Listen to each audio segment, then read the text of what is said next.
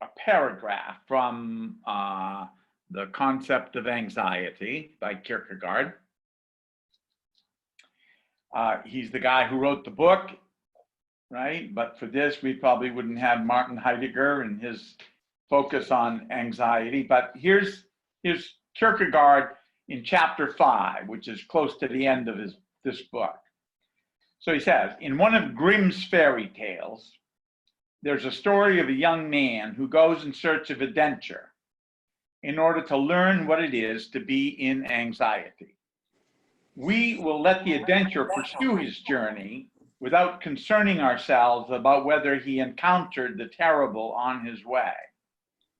However, I will say that this is an adventure that every human being must go through to learn to be anxious. To learn to be anxious in order that he may not perish, either by never having been in anxiety or by succumbing in anxiety. Whoever has learned to be anxious in the right way has learned the ultimate.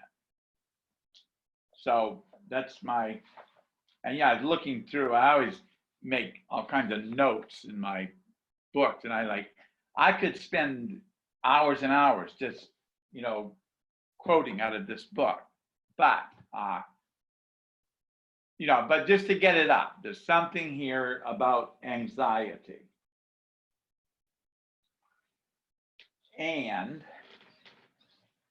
I also got a book. It took me a long time to realize how amazing it is. But just given our current, I guess even say our current political situation, but meaning that we're in a situation. And so this is from a book called The Present Age. And this is Kierkegaard. And he says, a revolutionary age is an age of action. Now, he said this in about 1850. You got to kind of appreciate that to get how ahead of his time he was. A revolutionary age is an age of action. Ours is the age of advertisement and publicity. Kierkegaard is very proud. He felt like he had discovered the media. This was before, well, it was the media then was the newspapers was the biggest thing going. Ours is an age of advertisement and publicity. Nothing ever happens, but there is immediate publicity everywhere. In the present age, a rebellion is of all things the most unthinkable. Such an expression of strength would seem ridiculous to the calculating intelligence of our times. On the other hand, a political virtuoso might bring off a feat almost as remarkable. He might write a manifesto suggesting a general assembly at which people should decide upon a rebellion. And it would be so carefully worded that even the censor would let it pass. At the meeting itself, he would be able to create the impression that his audience had rebelled, after which they would all go quietly home, having spent a very pleasant evening together. So you might say that that's a condition where we don't know anxiety. What Kierkegaard would say, we've gone from anxiety to fear. And fear is basically a way of explaining anxiety away. We'd much rather be afraid of something than be anxious. So I want to invite you kind of to explore your anxiety. I'm resisting it just a little bit, but because I want to say, look, I can't exactly rush into this, but I'm just going to ask you to kind of be willing to be uncomfortable. And let's say if you're uncomfortable, we could call that anxiety, right? If you're afraid, well, just give up your fear and jump into your discomfort, because beneath your fear is dis-ease. And if we could simply be in our dis-ease, well, that's what today is about. So I'm going to be reading you. Yeah, so I think I referenced this on the way to language last week, right, Shelley? Yes, you did. Okay, Yeah, very and good. Anthony has brought it up a couple of times too. Okay, okay. Anthony So this, isn't here yet, I don't I'm think. gonna say this for me, what? You know, I was a lot younger and I was inadvertently surrounded by Heidegger. Had a background in philosophy, but Heidegger was a real challenge, as he would be for anybody. And probably Heidegger, I could say, is probably the most impactful and also the most, he's upsetting. He's an upsetting philosopher. And he's also famously obscure. So one day I'm sitting in my living room reading from this, reading what I'm going to read you. But let's see, maybe I could go back a couple of pages and no,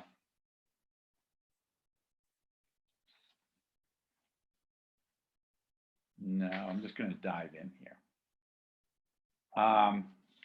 So today, yeah, so if we could just, in a way, get ourselves ready. If we could say ordinarily, we're used to informational talk, that language is informational, we get all this information and we put it together and we organize it and we come to conclusions about it and we know it and we know things that are true and we're right about stuff and we can fight with those who disagree with us. All that, I'm just going to call it like informational. But today, I want to invite you to shift a little bit and just take whatever you get when I say this.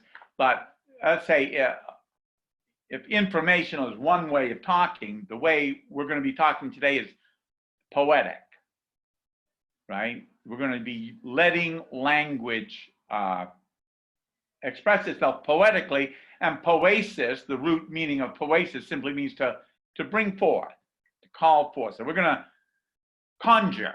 It's a little like conjuring. Oh, I see. I was in the wrong place. Yeah. What is spirit? So this is an essay called Language in the Poem. So it's appropriate if we listen poetically. And it's Heidegger's, he had 2 essays he wrote about this poet that, unless you've been talking with me, I would almost bet that none of you ever heard of, but a guy named Georg Trakl. Does that ring a bell for anybody? Oh, yeah, my favorite. Let me know what page you're on, because I'll follow along. Okay, right now I'm on page 179.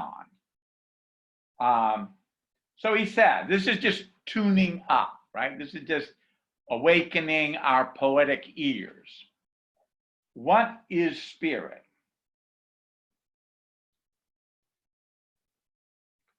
Spirit is flaming, and only in this sense, perhaps, is it something flickering in the air.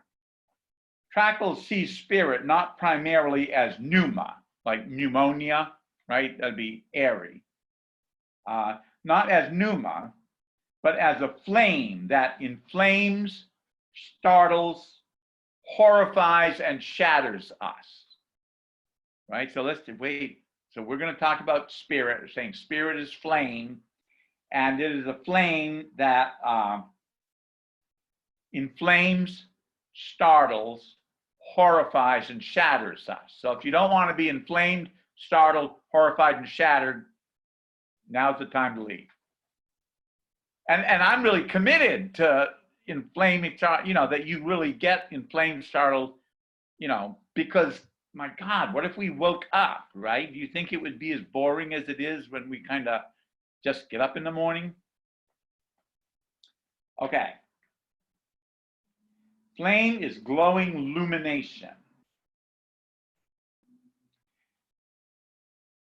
Flame is the palest pallor's brother. Runs a line in the poem, Transformation of Evil, which is a beautiful poem. I mean, if you ever wanted to pick up and read Trackle, you can pick him up anywhere. I mean, you don't need to understand him. You just read almost like line by line and let it hit you, and you'll find it very gripping. He's an amazing guy, and for us, he was he's a bona fide drug addict. In fact, he became a chemist. So he died in, I think, 1914 or early 1915, right at the beginning of World War I. He's famous for his drug addiction. He's famous for an incestuous relationship with his sister. And there's hints of an incestuous relationship with his mother. So at least that should make him interesting. Spirit or ghost, understood in this way, has its being in the possibility of both gentleness and destructiveness. So remember, I've been saying all along, and I really picked this up from Kierkegaard, that in the realm of spirit, everything is always connected to its opposite. That you can count on. And when you forget it, when you think, oh yeah, I'm just going for the good stuff here, you will be reminded. It doesn't matter. If you forget your disease, it'll come along and you will be reminded. So if we didn't, if we opened ourselves, what actually is our dis-ease? What is it spiritually? We got concepts. That's informational, I'm going to say. We could talk about it. But, you and I have a certain, we've earned some stripes here. We have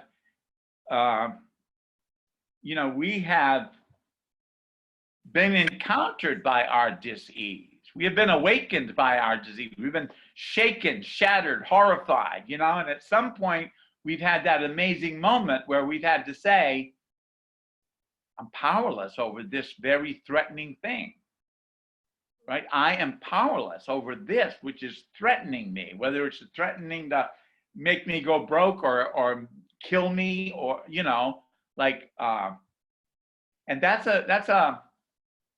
certainly a humbling. If you really get it, like, I am in the grip of something that could ruin me, and I am impotent, right? So spirit or ghost, and ghost is like spirit, like the German word Geist, right? Ghost. Gentleness in no way dampens the ecstasy of the inflammatory, but holds it gathered in the peace of friendship. So this fire that we're talking about isn't going to become like a hearth fire and we'll sit around it. And, I once went to a thing with my mother. She was a charismatic, and I wanted her to do the EST training. This is a long time ago. And she said, oh yeah, good. And maybe you'll come and do one of my charismatic things with me. And I said, oh, sure, right? And so after she did her EST training, she calls me and says, now that charismatic thing is in a couple of weeks. And I'm like, oh my God, she was serious, But I went to this charismatic thing. I'll remember this thing that fits right in here. So, they have the gifts, the charismas, right? And one is prophecy, and they speak in tongues. They got all kind of gifts. But so there was a nun who spoke. This was up in Rhode Island at whatever is the biggest auditorium they got there, and full of these. I was like 35, or no, I was younger than that. I was in early 30s, and I didn't have gray hair. But the room was full of gray haired. My mother was gray haired. Everybody was gray haired. And this nun comes and stands on the stage. And she said she'd gotten a message kind of like from Jesus. And the message was, I know that you warm your hearts at the fire of my love. But what I want you to know is I do not send the fire of my love for you to warm your hearts. I send the fire of my love to consume you. Somehow that fits in here. Destructiveness comes from unbridled license. So we might call that self-will run riot. Destructiveness comes from unbridled license, which consumes itself in its own revolt and thus is active evil. Evil is also a beautiful word. Evil has it's like three words in one. Three words in one. So but it means like under, up from under, over. So this, has the same root. Surprise means to take over, and but just so evil is ghostly in that it is the revolt of a terror, blazing away in blind delusion, which casts all things into unholy fragmentation and threatens to turn the calm, collected blossoming of gentleness to ashes. So remember, he said the spirit or ghost, understood in this way, has its being in the possibility of both gentleness and destructiveness. And now we've kind of quickly traced through that.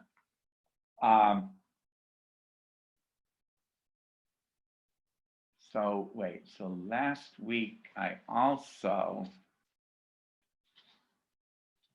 it'll come up again. Okay, but where does the gathering power of gentleness reside? How is it bridled? What spirit holds its reins? In what way is human nature ghostly, and how does it become so? Inasmuch as the nature of spirit consists in a bursting into flame, it strikes a new course, it lights it, and it sets man on the way. Being flame, the spirit is the storm that storms the heavens and hunts down God. So this would be like a sacred rage. The spirit chases, drives the soul to get underway to where it leads the way. The spirit carries it over into strangeness. Something strange is the soul on the earth. The soul is the gift of the spirit. Spirit animates. So let's say spirit animates you. Your body is animated by your spirit. But the soul in turn guards the spirit. So now we got a dialectic or an interactive, soul and spirit. Soul in turn guards the spirit. So essentially that without the soul, the spirit can presumably never be spirit. Soul feeds spirit. Okay. So at any rate, one day I'm sitting in my living room and I'm reading this. And I think, I just remember just becoming aware. And I'm saying to myself in my mind, oh, Heidegger, he's so obscure, which you could be easy to say that, But then I had this insight that I'm going to say, I say it changed my life. It changed the direction. It showed me a direction I didn't even know I could go in. Didn't just change the direction like left or right, because I knew, but this was like, it opened up a direction I didn't know I could go in. That's good. And so I'm sitting there thinking about how obscure Heidegger is when I realized, wait, maybe he is, maybe he isn't, but that's irrelevant. The thing is, I don't want to hear what he's saying. He's saying something and I do not want to hear it. I'm so uncomfortable about what he's saying, I don't want to hear it. And that was about the new direction I could go in. So remember, this whole series of talks is called Deconstructing the Pleasure Principle. So we're on the pleasure principle. Our principles, in program, we practice these principles. Our principles tell us what to grasp first. So the pleasure principle tells us to grab pleasure first. You see how it works? And now we're committed. We're in a conversation that has been dedicated throughout to deconstructing this principle. And you deconstruct something by identifying the duality. So here's pleasure and pain, recognizing that you and I have a prejudice, right? If I say, well, who prefers pleasure to pain? Duh. Right? And how you don't have to think about that. You know, that literally, definitely goes without saying, but it's there running you.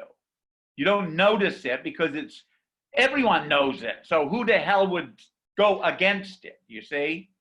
So you're in a current that's running from pain, right? You're going away from pain towards pleasure. That's the currency that you honor. So I'm reading this, and then he says,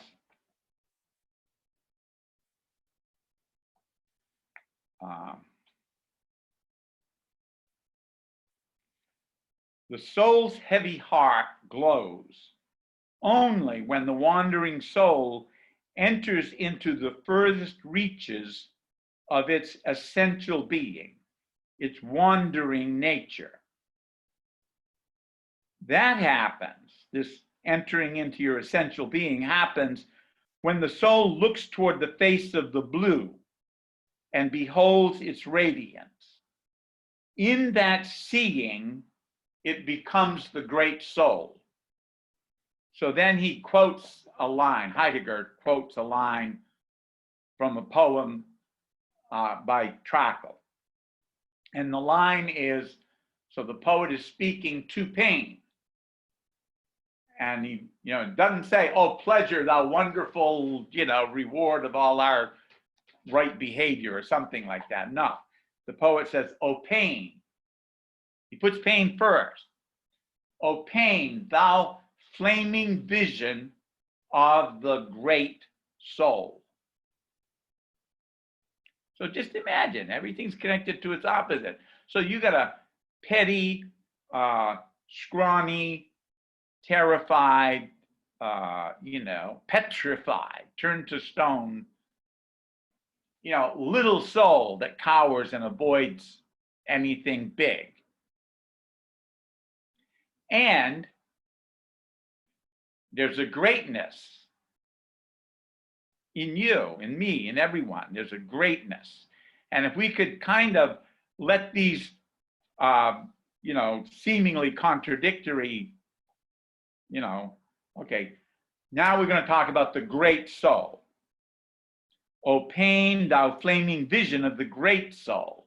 So the petty soul is drunk on pleasure, right? So whether it's cocaine, that was Trakl's favorite drug, but whether it's cocaine or booze or sex or money or fame or power, pick your poison.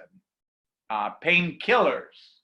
It's so apt that our time is just powerless against anything that can kill pain. The soul's greatness takes its measure from its capacity to achieve the flaming vision by which the soul becomes at home in pain. So that's definitely, we got to go a little slow there and say, that means that there's a vision.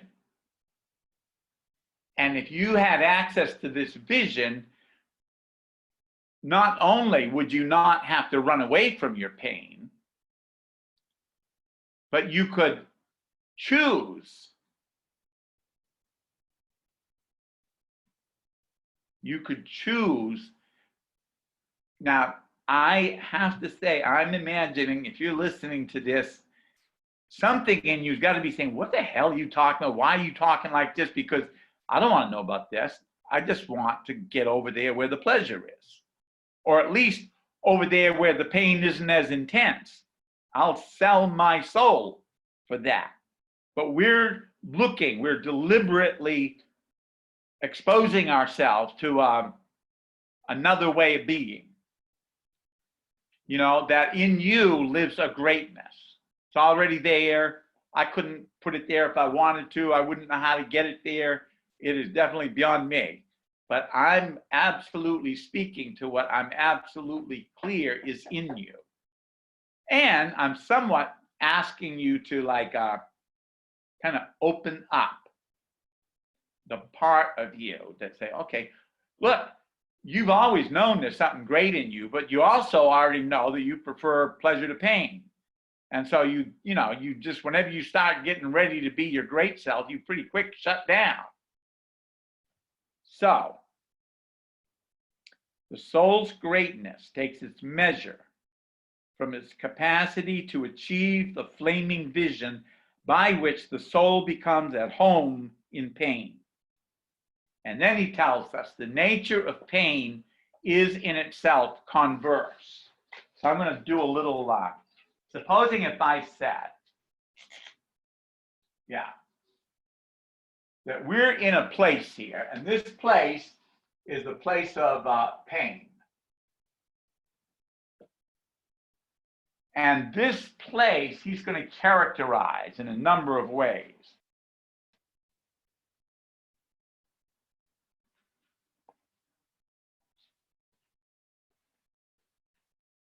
Okay, so he says,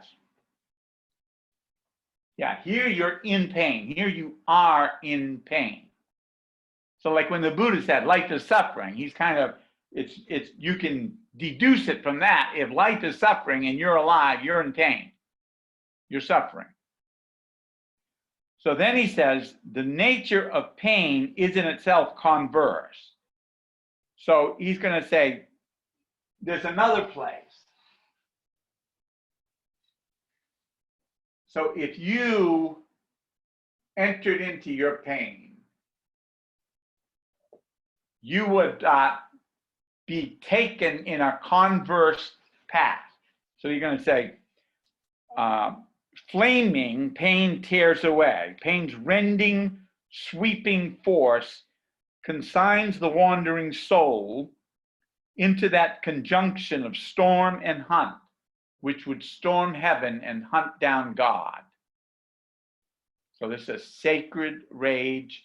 And I suspect lots of us have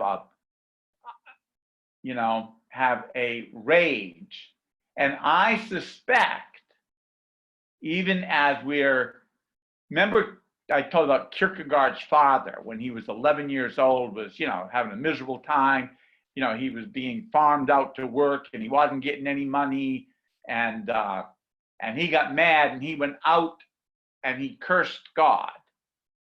And that God curse governed his entire life and was handed on down to the life of his son, named Soren. So there's a rage that would storm heaven and hunt down God. And thus it seems as though the stormy sweep were to overwhelm its goal, instead of allowing it to prevail within its veiling radiance. So if you entered into your pain, you would start going down.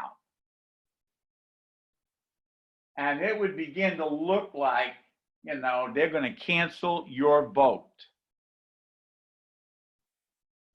And be like, I don't want to continue this journey. But Heidegger's given us a map. And he's saying the nature of pain is converse. And even though it will look like, you're going straight to hell, that's probably the right way to say it if we can still hear about hell. But, okay, so it seems as though the stormy sweep were to overwhelm its goal, and instead of letting it prevail within its veiling radiance. Yet, this something good, right? I think I've given the quote from the poet Helderlin, like, where the danger is, there the saving power grows also. This is like one of those situations. I was reading Luther this morning, and he's saying, like, God can only be the redeeming God when he's already been the devil. Like there's just something, like the front and the back. There's something about, that these things are connected. And now we're talking about the connection of pain and something else. Whatever we're going to end up with is the opposite of that. But so the vision, remember we said, O pain, thou flaming vision of the great soul. So the vision seen by the greatness of the soul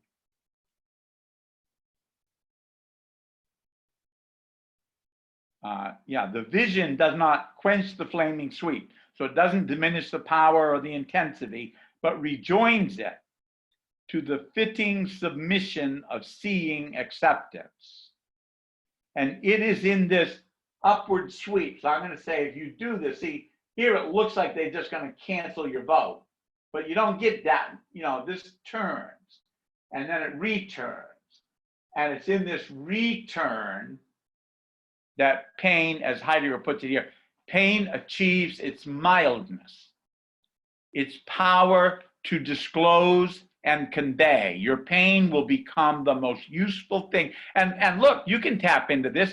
Like I said, we've all gotten into the rooms by being completely defeated by something. And that was a moment of being powerless over your pain. And that was a moment when something happened. And I don't think that was your first moment. I think, if you look, your best moments have been when you stopped running away from some pain and just, okay.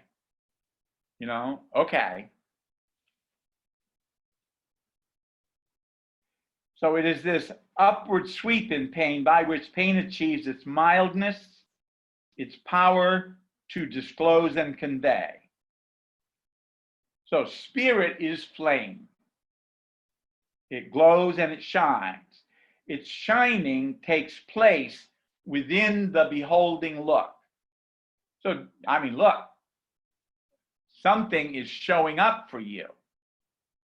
So we could say that's the phenomena, it's showing up. But the phenomena that's showing up for you is either being governed by the pleasure principle, or it's now we're saying can be governed by the vision by which the soul becomes at home in pain. And that's completely different. So, and he's going to say something about this. He says, so it's shining. Right? Spirit is flame, it glows and it shines. Its shining takes place within the beholding look. To such a vision is given the advent of all that shines, where all that is present. This flaming vision is pain. Its nature remains impenetrable to any mind that understands pain in terms of sensitivity. So I could say here's the realm of the senses. Right? Here's the realm of the senses. And in this realm, what you and I do is we medicate.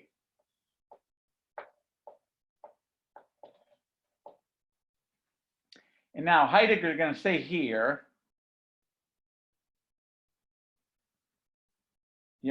this flaming vision is pain. Its nature remains impenetrable to any mind that understands pain in terms of sensitivity. So he's saying, if you think something is causing you pain, then your vision is shrunk.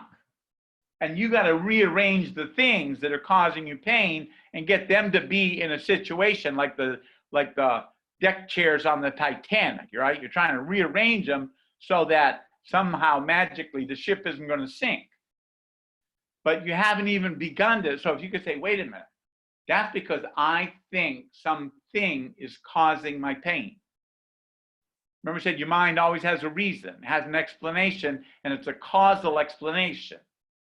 So imagine something's causing your pain. Wait a minute. No. Supposing it's more like this, your pain is causing everything. And the vision by which the soul becomes at home in pain might be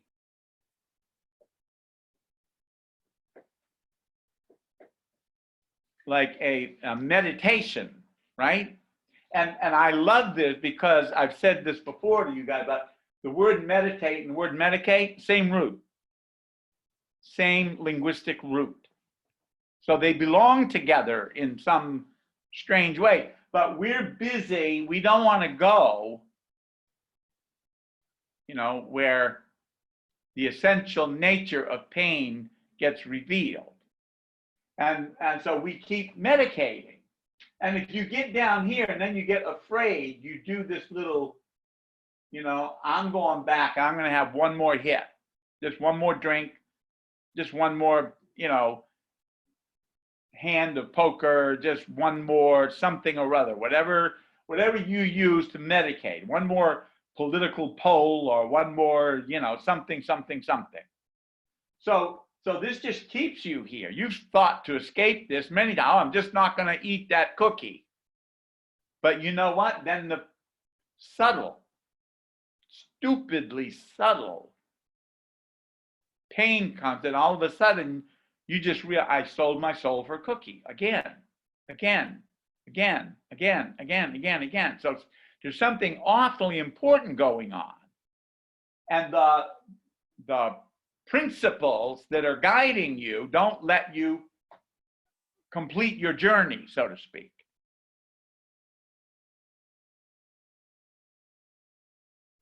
Flaming vision determines the soul's greatness. So remember, I'm saying that there is a shabby, humiliating, embarrassing, petty, small, judgmental, prejudiced soul in each of us.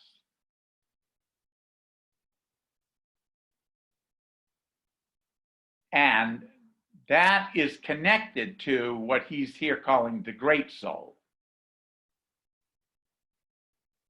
So if I say here's like the great soul would be like not shrunk, not diminished and reduced and shrunken to a solid point. And that's the world we live in, all these things, right? Things. We believe in things, hard things that are stable and they stay where you put them. Or, fluid things that, they move around a little more, but at least we can drink them and stuff like that. But this something, this vision of the great soul, this what we can see, when we're at home in pain. So the spirit which bears the gift of the great soul is pain. So the spirit which bears the gift of the great soul is pain. Pain is the animator. So just look, what animated you to be here right now? Well, I dare, say, I bet you it's some pain. Me too. I'm here because I want to deal with my pain, but our pain, because I'm beginning to suspect, I don't think our pains are all that different. But see, if you're individuated and shrunken and separated, it looks to you like you ain't me. And I think I said in that Adam and Eve story, the feminine was taken out of the masculine. And then he could look at her. It looks like she did that thing. So when God said, did you do it? He said, it was that woman you put me with. There's a huge delusion at work right exactly here. So see, it's very easy to sit here and I know I'm not you. And I'm very clear, you ain't me. So, I wish you luck, good luck. Right? But, I'm still hoping on my 401k and my, whatever the next poll that they're going to give me in the newspaper or, So, or what about the vision of the great soul, right? That expands to where, wow, could it expand to where you are me and I am you and we are one? how could that which is so separated and apart become one? Well, you know, I love to look up words, right? And I don't care about the definitions, because to define means to limit. That's what it means, to put an end to. Défini, fini, over, that's it, right? So we've got a world defined, but we don't realize that, you know, we made up these definitions. You know, we cut up our pie this way and we could have cut it up that way. We cut it up so that I'm not you and you're not me, and we aren't one. But if we looked up the root of the word pain, oh, wait a minute, I can do, we can go to Edem Online. And let's see if I can get this.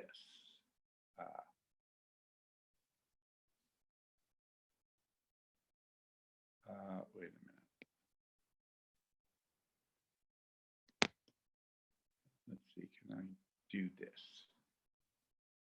Oops. No, I can't. How can I, wait a minute. Stop sharing. I'm gonna go. Go to the site itself first and Yeah. then share the screen.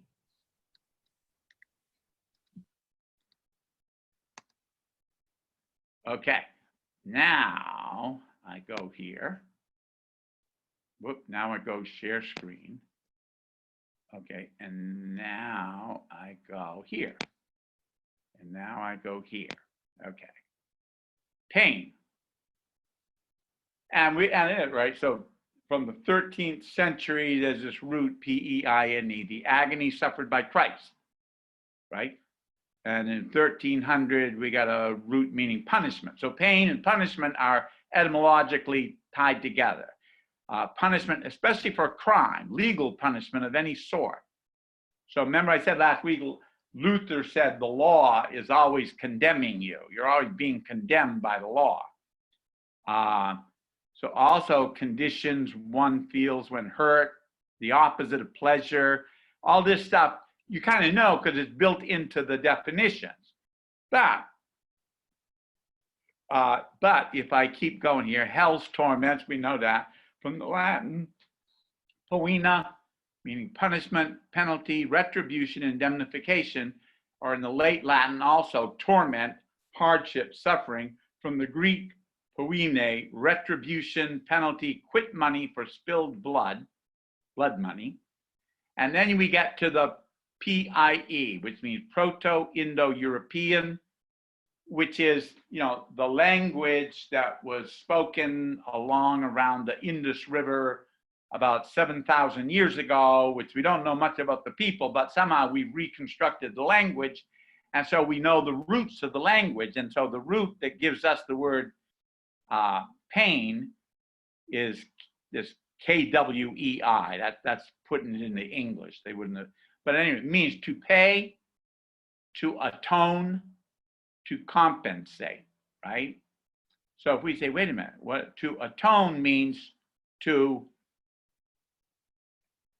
have or be at one,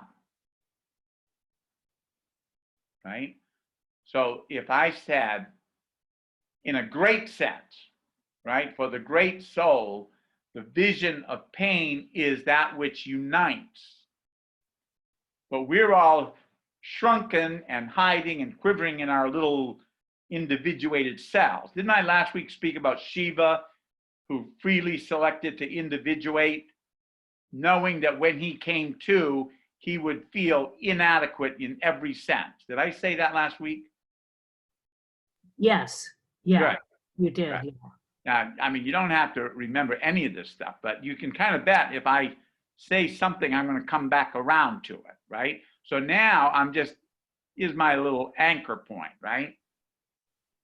You know, a case for the statement that pain means at one-ment, at atonement.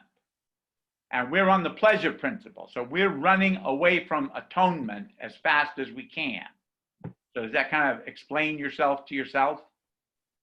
Right? We're avoiding what we most want.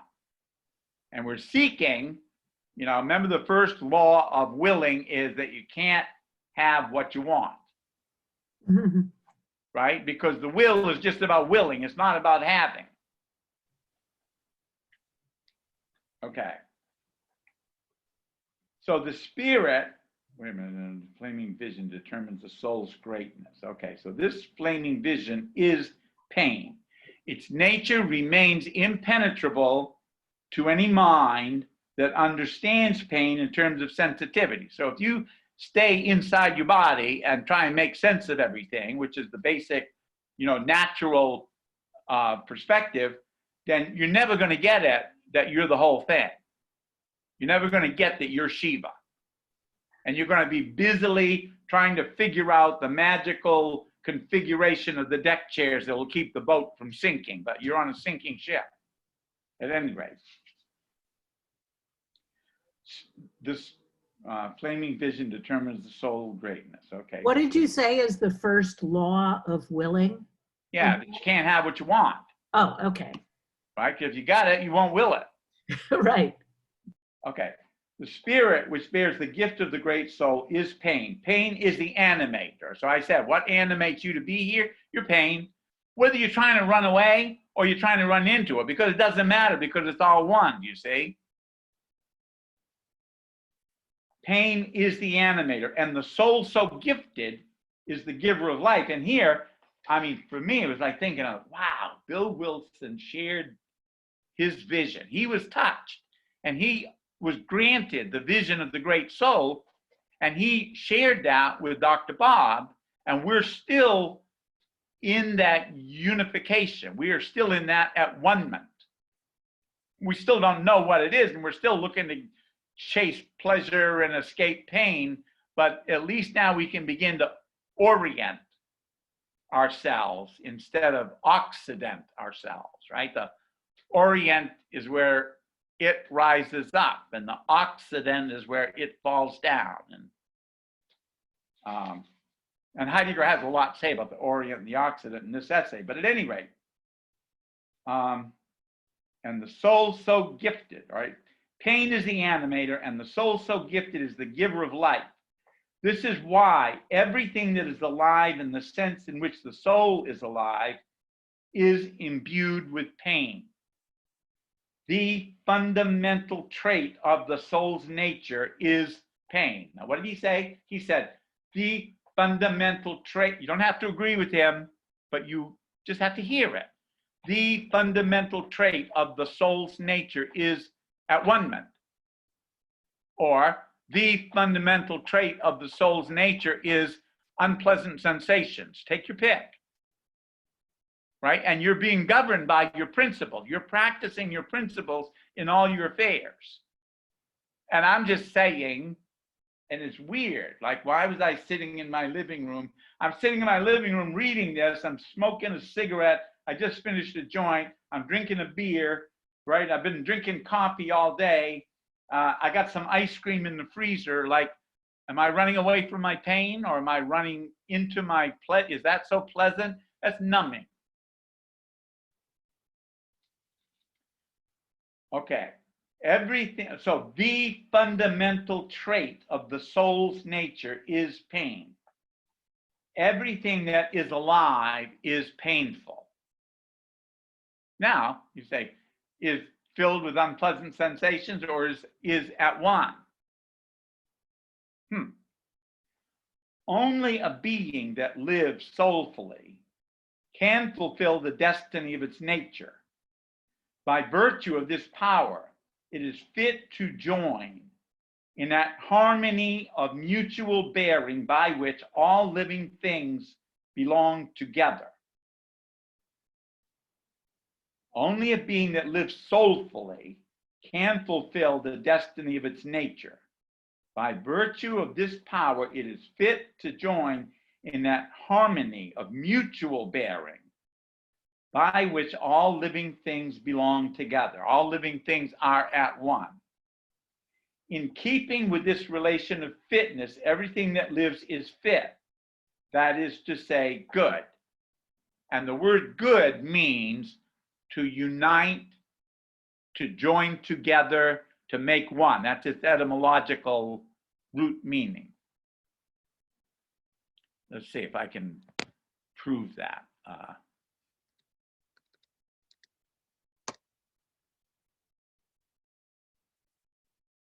Okay, and now come over here and I say share the screen, and I'm going to say, wait, did I do that?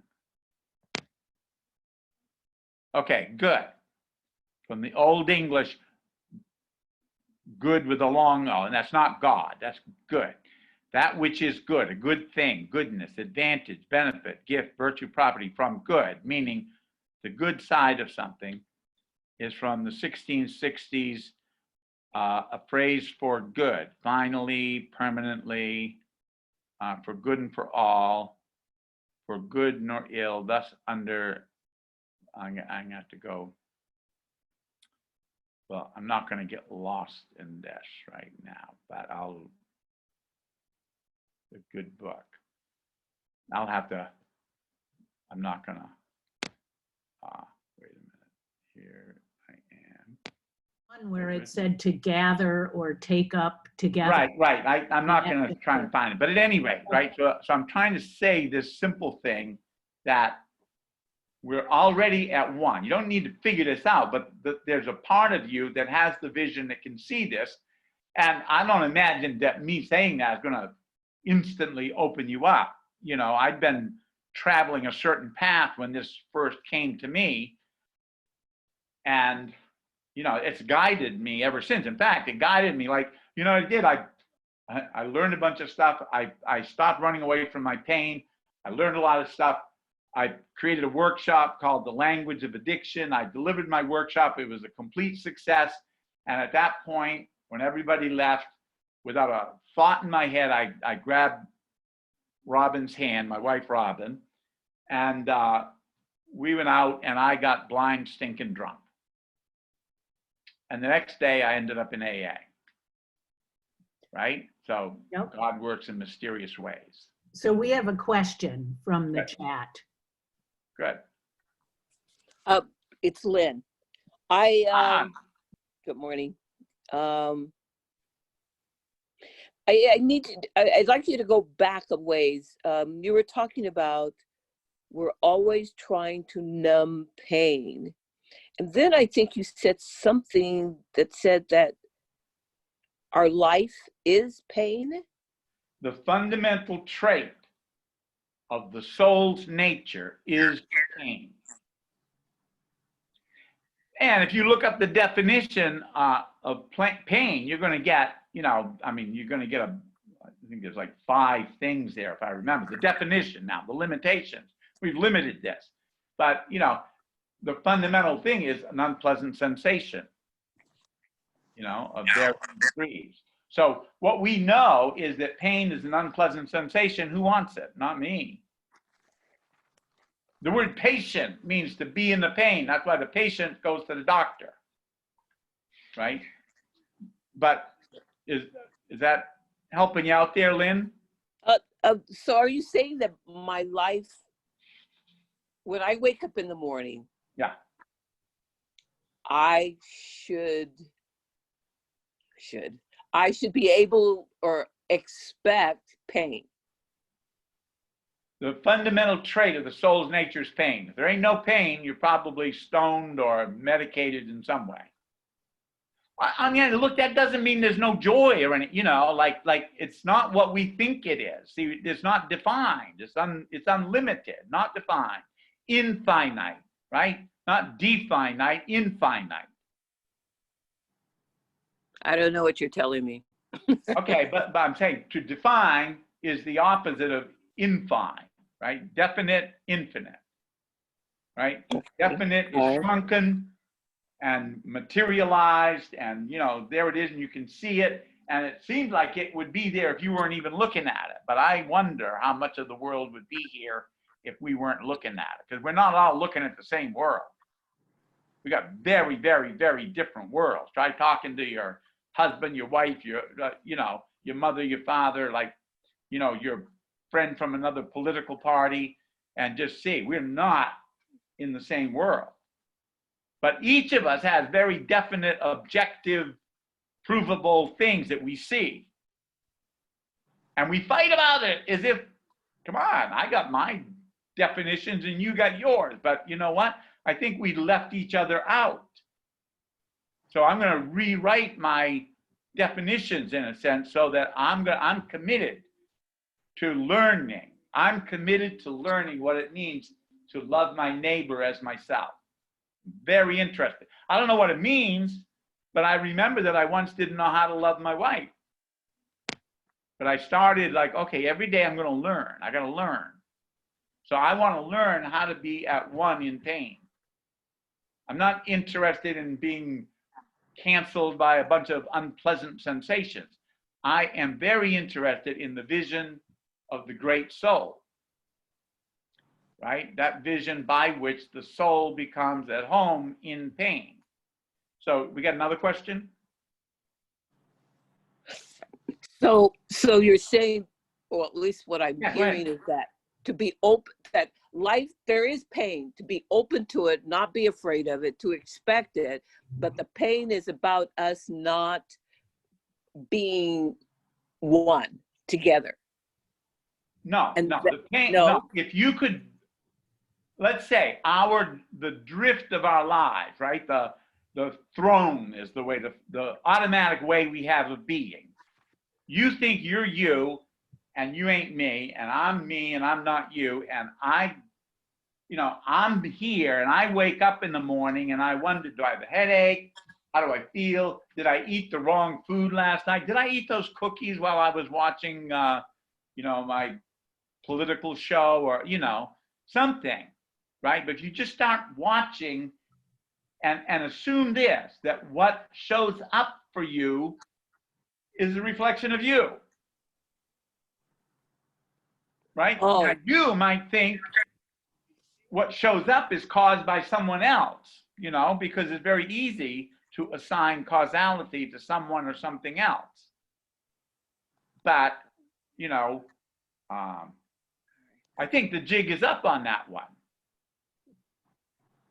because we only got one atmosphere here. And you know what? Atma is the self, right? So we only got one self here, and my self is your self. That's something, I don't know. That like I'm not trying to look, I'm just trying to shake your tranquilized everydayness, which knows, that you're Lynn and you're on enough and you don't have enough and nobody's on your side, and you got to be wary and cautious and careful because, you're going to get hurt. Then you're going to die, and I don't know, you're going to go to hell or you're going to go to heaven. No, we don't believe that anymore, except I don't know how many people on their deathbed are wondering about that.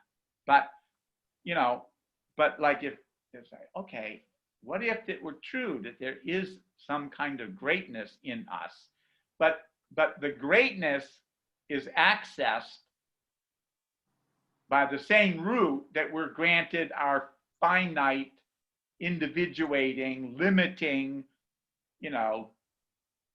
pathetic, scrawny little selves, like our great souls and our pathetic souls. Maybe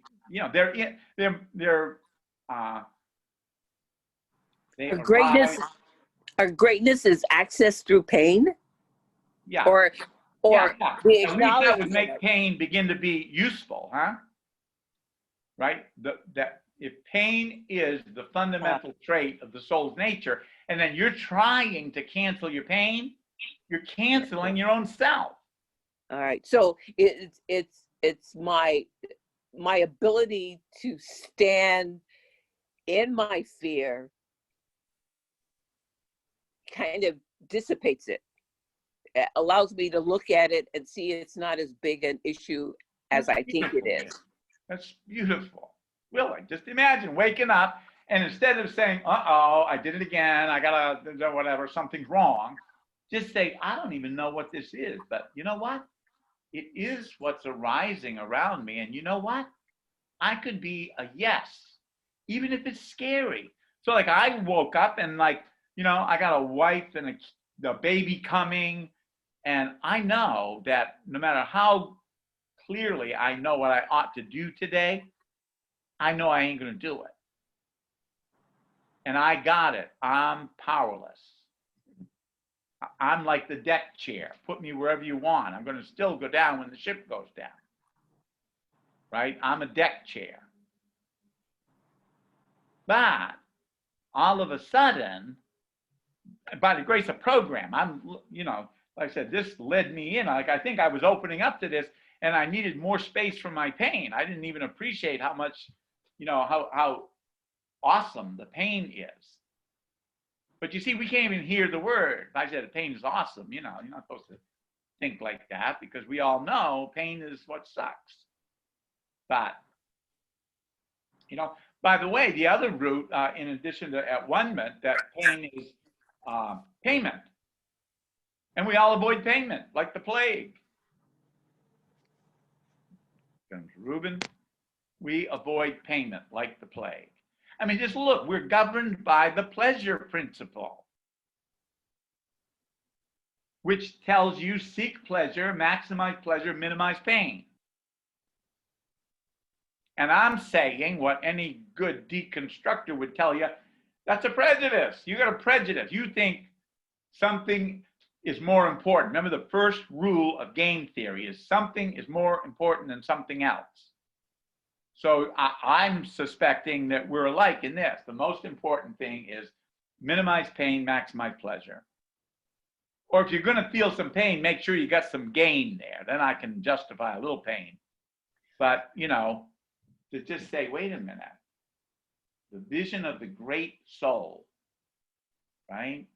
The vision by which the soul becomes at home in pain.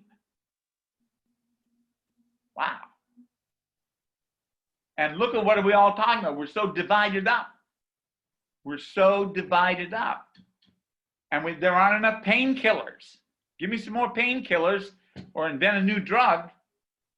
Vaccinate me, anything, but just, it's wrong. Pain is wrong. I'm not supposed to be in pain, and my children aren't supposed to be in pain, and my granddaughter's not supposed to know any pain. But supposing that we're just wacky about pain, or just ignorant, like innocently, uninformed, because we're informed by pleasure. Right? And we get our children, addicted to sugar before they're a year old, and then wonder why the world turns out. But it's all like, say there's the realm of the material, there's the realm of the information, right? Or the knowledge. There's the cognitive realm and the behavioral realm.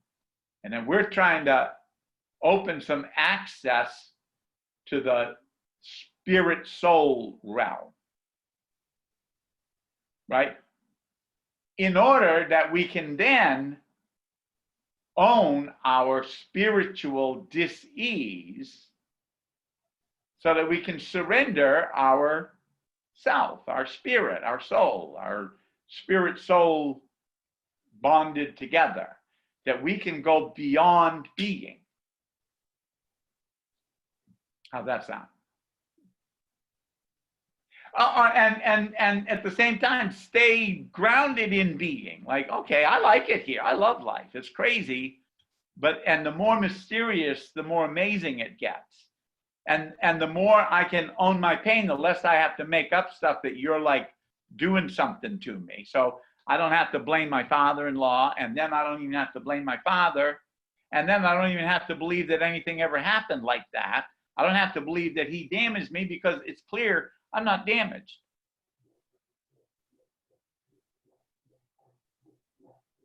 Right? So I'm saying, if we've been running away, we've been governed by the pleasure principle, which is go away from pain, go towards pleasure. And that's just so obvious and common, and there's nothing wrong with it, except it only does what it does, right? And so what it does is ends up, well, it ends up just like it says. I'm beginning by identifying where's the pain, let me get away from it. But Jim? I made up that pleasure is better than pain. I made up that a hard time means I'm going to fail. And even then, that failure is wrong. And I made up that, who cares to admit complete defeat, right? So I made up that defeat is bad. So I'm not going to admit complete defeat.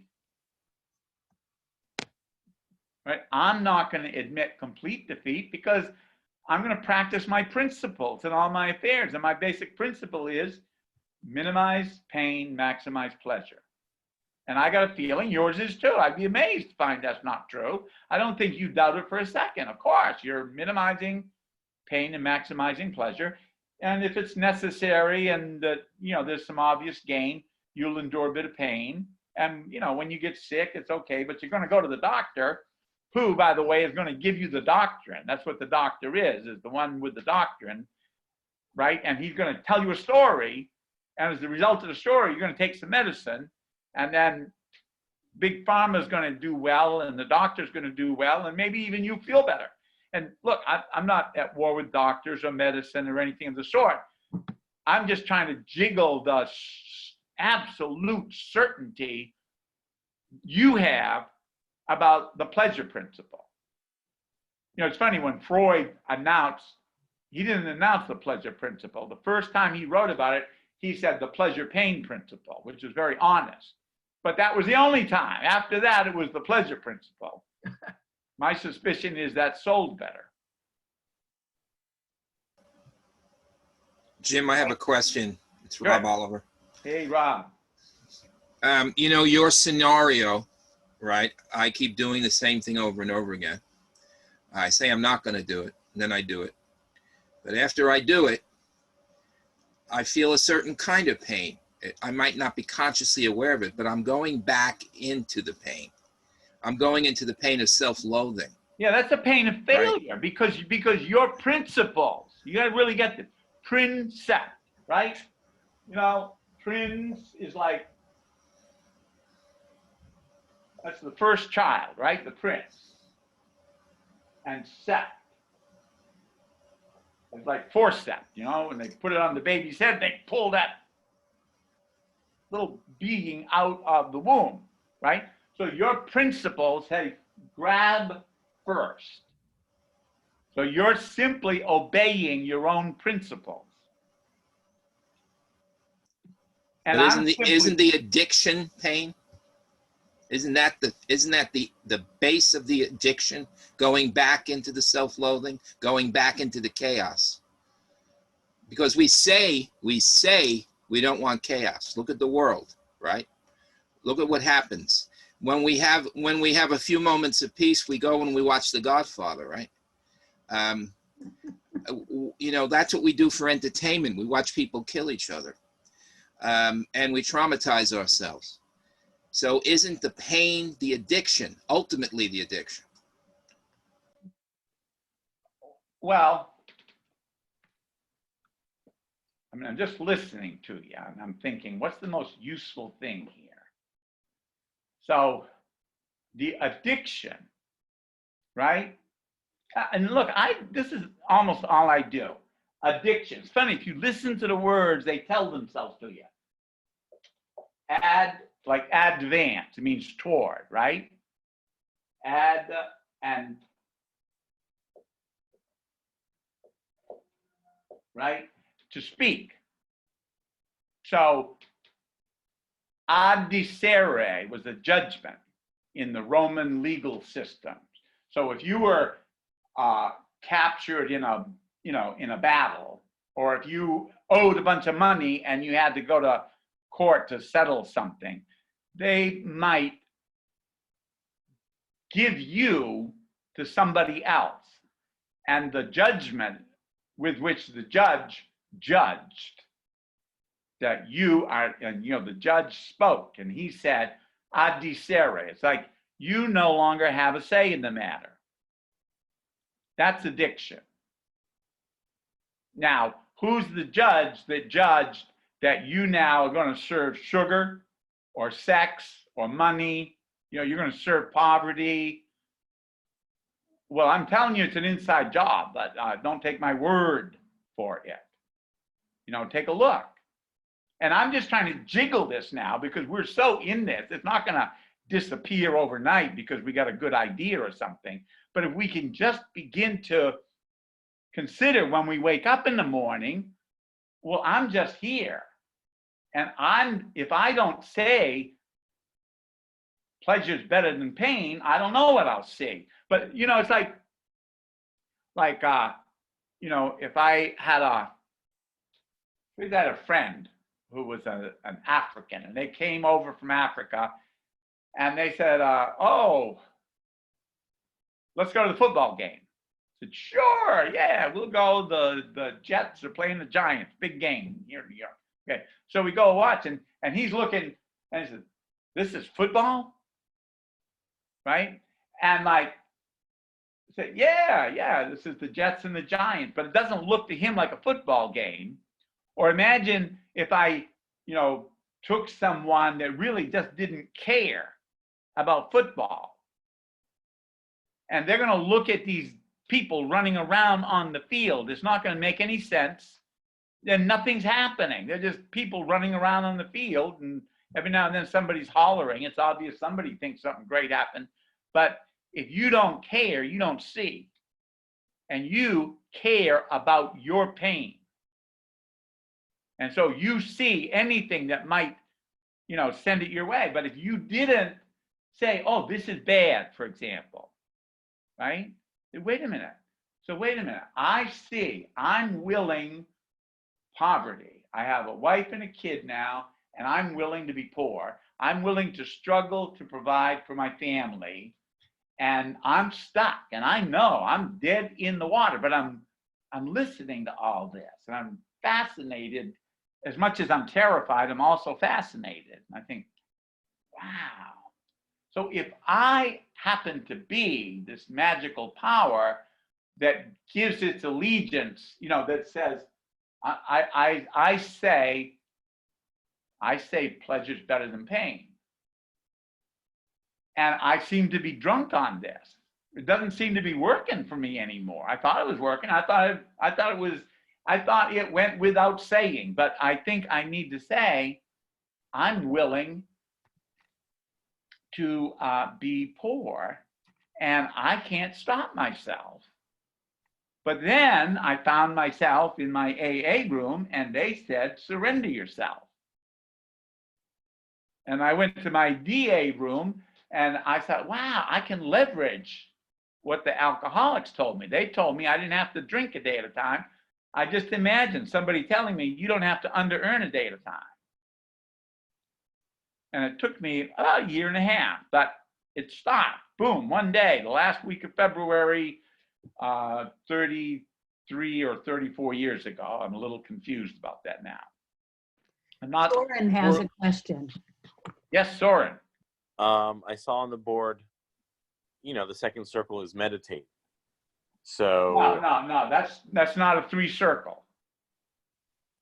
I know, but I'm saying that you have this circle and the line goes like, I don't know, I guess it's saying that the way to find home in pain is meditation. Yeah, because meditate means to take appropriate measures. And medicate means to take appropriate measures. But I think it's a function of it. If you're on the pleasure principle, the appropriate measures is a painkiller.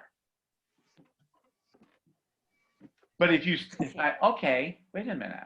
So I don't know. I don't know anymore. In fact, I'd say, you know, okay, God, I surrender. That's all I'm doing. I'm surrendering myself.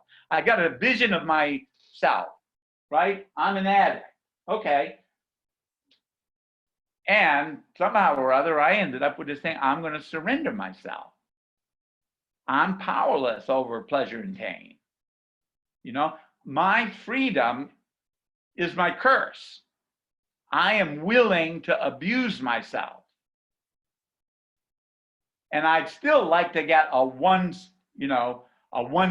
stick or a one-sided solution where I'd like to get back to, okay, but what's the real answer? How do I just get to maximize my pleasure? But if I say, wait a minute, no, the issue is, it's like Nietzsche told me, the will would rather will nothingness than not will. So the game kind of became to surrender my will. It wasn't to will pleasure or will pain or will to understand or will to control. It was like, let me meditate on surrendering myself, my will,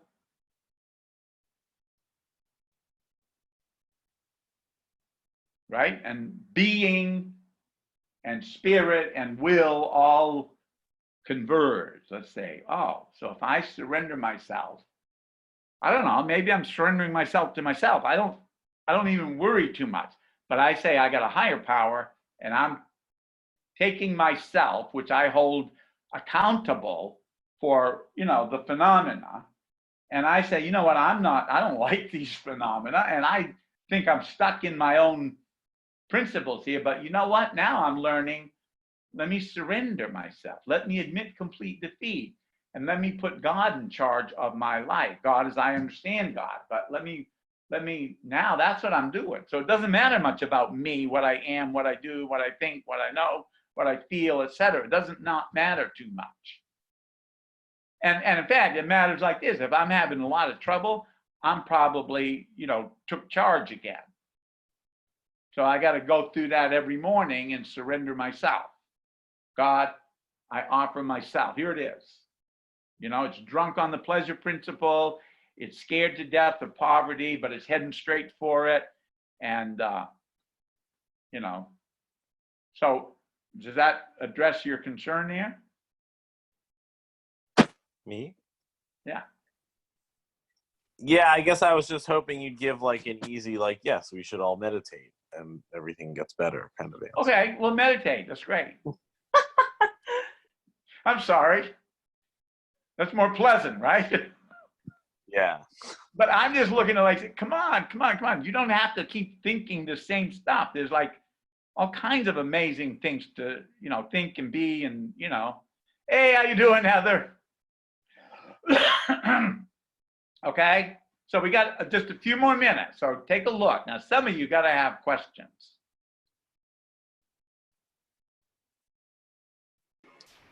What's the connection between surrender and action? I can't just surrender and not move, right? Look, you don't got to worry. You're going to move, right? I don't know. I'm very happy on Sunday staying in bed all day. That's great. Then that's your action. My action today is stay in bed. But I don't think that you could see, you're maybe you're going to stay in bed, then just tell the truth. I'm willing to stay in bed. That might be very pleasant for a while, but eventually I think you're going to say, you know what, if I'm not going to get out of bed because I want to be in charge of myself, I think I'll surrender myself and let's see if I stay in bed or maybe I get up and go to a meeting. All right, I'll think about that. It's great. Not too intensely though. Right? Is your hand up again, Soren? It is. There's a hand up where you are. Okay. Patty, you got a question? Yes, I have a million questions. I want you to get your numbers worth. Yeah, this is really good.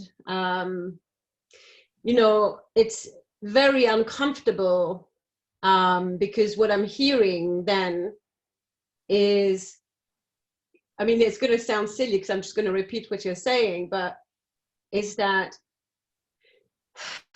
to be curious to know what is going to be here when I sit in the pain rather than satisfy the habituated movement of medicating it. And,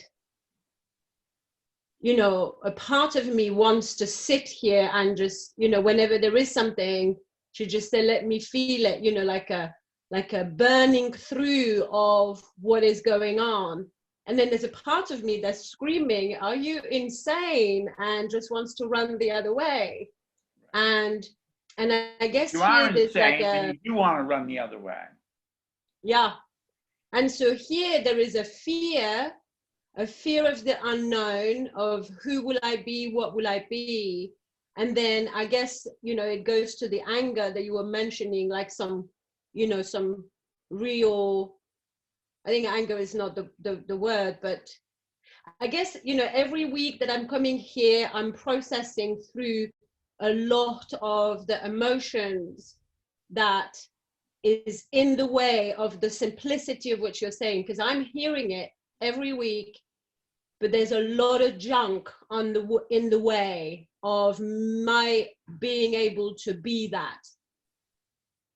But the fundamental trait of the soul's nature is pain. And I have my little book from a guy named Schopenhauer, very famous philosopher. And he opens his book on the sufferings of the world. It says, unless suffering is the direct and immediate object of life, our existence must entirely fail of its aim. Right? So you could get, I'm in charge, or at least I'm pretending I'm in charge, or I'm trying to be in charge. I made up a game in which something's more important than something else, right? And so I'm pursuing my goals, right? You have a goalpost here and a goalpost there, and it's better to get the ball across my goalpost. But now I see whether I get across there or over there, I'm going to lose, right? And maybe if I surrendered the whole game to something beyond myself, maybe that's the promise. See, that you know, I surrender myself, and then something takes over and it does me. The phenomena begin to behave, and I see and I experience and I feel and I think and I know and I understand. Oh my God, look, this is like living in a blessed state. Try that. And if one of us can do it. Yeah. And so I guess my question to you then is probably one of reassurance, because, you know, I did like what you've said about, you know, you got it, you did the workshop, you passed the message on to somebody, and then your higher power got. I did the workshop, then I went and got drunk. Yeah, that's what I mean. Your higher power got you ready, and then it got you ready for something else by taking you to get blind drunk, and then the next day you were going to go to an AA meeting. And right. I guess for me it's that I hear you, what you said, I totally, you know, I'm on that ride, but it's like I'm still, despite knowing that I can't fix myself, I think I'm still trying to fix myself. You know, it's the getting away from that, because, you know, I've moved, you know, I've come leaps and bounds since I've first started hearing you in my recovery. And then, you know, I go to breakdowns and then I think, shit, I've done it wrong again, you know, but actually it's waking up to the fact that it's not that, and that this ride of sitting in the what is, in the pain, is always going to be here. I just have to let go of this judgment of pain or pleasure. And just a minute, you don't really know what pain is. If pain is at one moment, do you see how, oh my God, but I made up that it's an unpleasant sensation.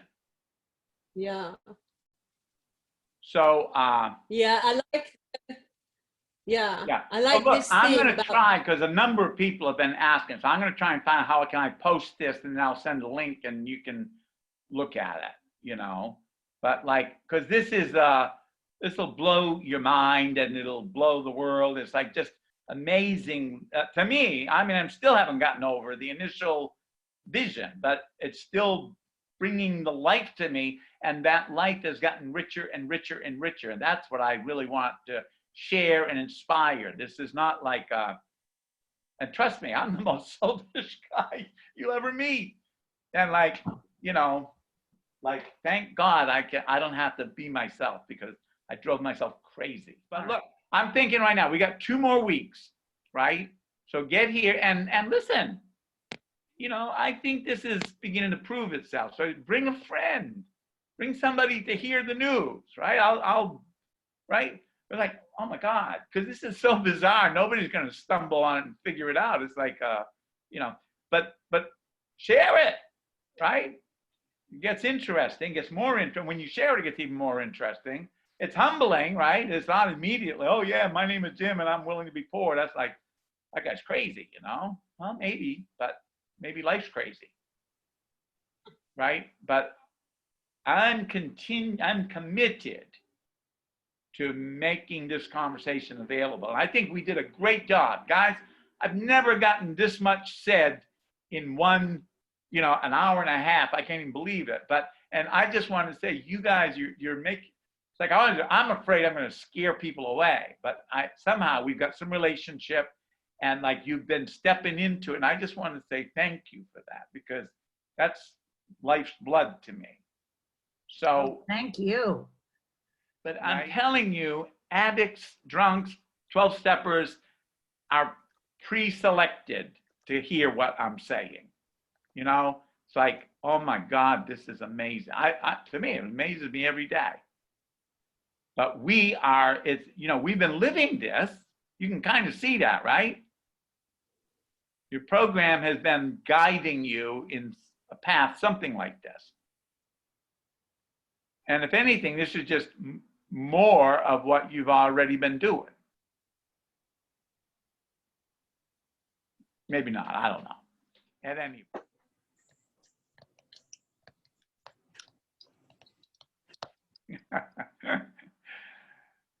How was that, Albert, huh? Yeah, it's right on point, brother. Amazing. It's just amazing. It's right where I am too, you know, like right in the space of pain and anxiety, which is where you started from, right? Learning to be anxious, right? Willing to be anxious. I'm willing to be poor. You're willing to be anxious. I'm willing to make it mean something. I'm anxious and like, you know, it means I'm failing. Yeah, right, sure. But maybe it means I'm close to God. I'll go with that one. Okay. All right, brother.